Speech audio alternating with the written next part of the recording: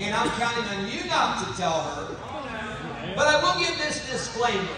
If you have a weak stomach, you have permission during this story at any time to plug your ears. You don't have to listen, okay? Now everybody nod your head. You understand what I just said, okay? You do not have to listen. Nod your head, okay? Thank you for your consent and your release of liability on my part. Now, I'll tell you how much I love sports. And by the way, I don't play sports anymore. I love it. I love watching it. And I love getting to be here for some of the sports this afternoon. But I'll tell you how much I love sports when I was in high school. We had a state tournament that was coming up. And I grew up in Illinois. In Illinois, we had some pretty good competition in basketball. We were about an hour and a half from Chicago. There were some big schools, some good teams. And there was some good competition in basketball. So our team, we were decent, but we were going to have to play a good tournament to win that. So we're getting ready for the tournament, and our coach invited some men from the church to come and to practice against us, some bigger guys, some stronger guys. And so we were playing against the old guys. Well, I'm one of those old guys now, so I understand it. But we're playing against the old guys, and how many of you know if you're playing against the old guys, you don't want a half-court game, right? You want to run and gun. You want fast break. If you're in high school, right, you got to just fast break it and keep going. So that's exactly what we're doing to the old guys. Well, I was out on defense as the old guys were coming up the court, and one of the guys was coming up, and he made a pass cross court, and I reached out to make the steal, grab the ball, and you know how it is when you're getting ready to get a steal? You're already thinking what you're going to do at the other end. I was thinking maybe 360 dunk. No, I wasn't thinking 360 dunk. I wasn't thinking dunk anything. I was just thinking, I'll make a layup look good. You can make a finger roll layup look pretty nice. And I was already anticipating that. I could already see that. But there was a problem as I got my hand on the ball. The guy that the pass was intended for, he was reaching out to try to get the ball. And he missed the basketball, and he got my eyeball. And I'm not exaggerating here. And I know you think that preachers make up stories and all that. And I know some preachers that do, but I have done my best to try to tell it exactly like it is. This is not an embellishment. This happened to be. And I felt that finger go in my eye socket with my eyeball. Now, if you're already getting grossed out, you definitely need to plug your ears, because I've not even got started with the gross part yet, okay? And so, immediately, I go to the floor, and I was looking for my contact lens. I couldn't find it. And finally, I went to the restroom, and you know why I couldn't find my contact lens on the floor? Because it was tucked back behind my eyeball. And I don't think you're going to be able to handle this story.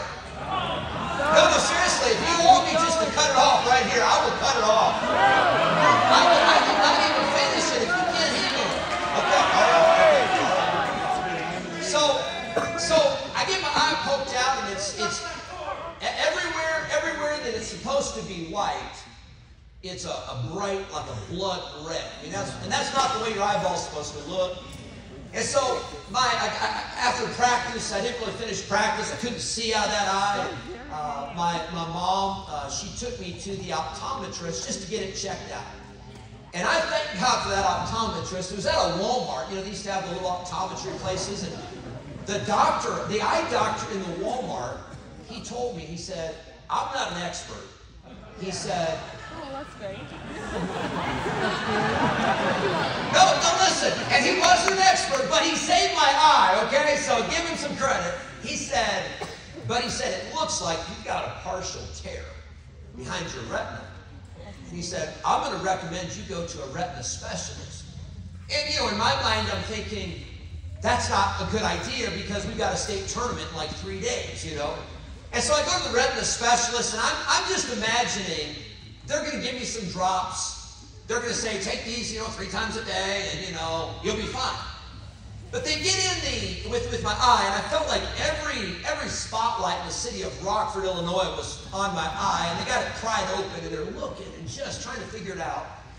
The eye doctor comes back in and says, we've got a problem. And I'm thinking, I know we got a problem. I could have told you that. They said, you're going to have surgery.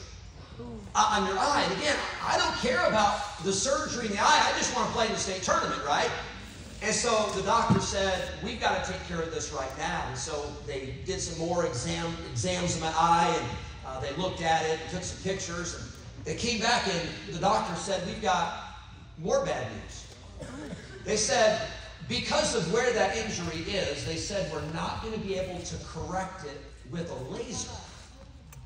And I'm already thinking, that doesn't even sound good to me.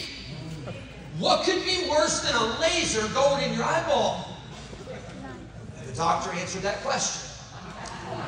The doctor, she went back into the room, and she comes back, and I'm not exaggerating, she comes back with a needle that is this long. And I'm thinking, what in the world are you going to do with that needle? I got a problem with my eyeball.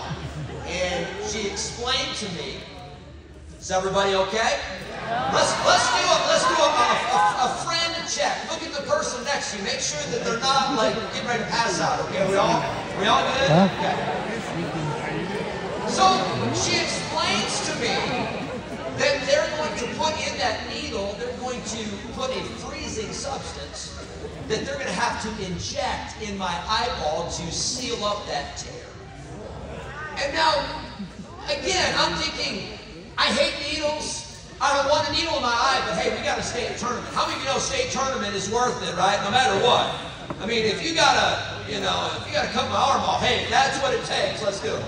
And so anyway, so they come back in, and I thought they would put me out. That's what I thought. Oh no! They numbed my eye so I couldn't feel the pain. But I could feel every injection. There was about 7 or 8 injections.